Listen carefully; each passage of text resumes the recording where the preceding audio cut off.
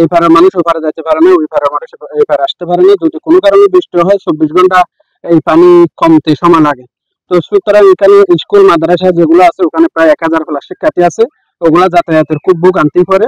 এখন যেখানে দাঁড়িয়ে আছি এটা হচ্ছে দুইটা উপজেলায় বিভক্তের একটি কাল, লামা উপজেলা, এই পাশে নেকনচুরি উপজেলা। ওই পাশে বাইশারি 1 নম্বর, এক পাশে বাইশারি 1 নম্বর ওয়ার্ড, ওই পাশে 3 নম্বর শেখালী ইউনিয়ন 1 নম্বর ওয়ার্ড। এই দুই উপজেলার মানুষের একমাত্র চলাচলের রাস্তা হচ্ছে এই সেতুটি। একটু বৃষ্টি হলে পানি বেড়ে যায়, ছোট ছোট বাচ্চা আর যারা অনেকগুলো লোক আছে ওই পারে বাগানে কাজ করে, শ্রমিকের কাজ করে।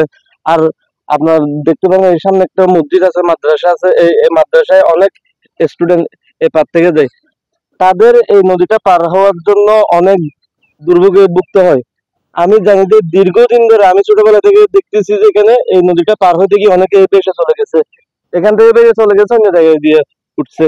যে এখানে এদিক সেদিক অর্থাৎ বাইশারি এবং পাশেখালী, লামা এবং নাক্ষণছড়ি মিলিয়ে প্রায় 10,000 প্লাস শিক্ষার্থী লেখাপড়া করে এবং মাদ্রাসা, স্কুল, বাজার সবকিছু মিলিয়ে আমাদের যে অনেক ভোগান্তি হচ্ছে। যদি এই সেতুটা হয়, এই ব্রিজটা হয়, আমাদের জন্য অনেক উপকৃত হবো আমরা। এই যে মাদ্রাসা, স্কুল সব কিছু উপকৃত হবে। আমার জানা মতে যে আমাদের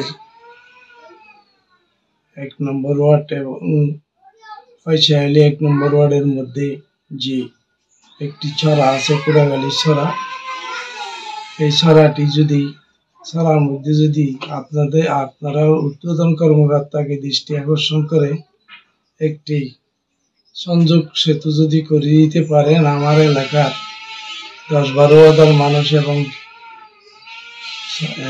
2-4 হাজার ছাত্রছাত্রী 4টি প্রতিষ্ঠানের পারাপারের জন্য অসাধারণ সুবিধা হবে।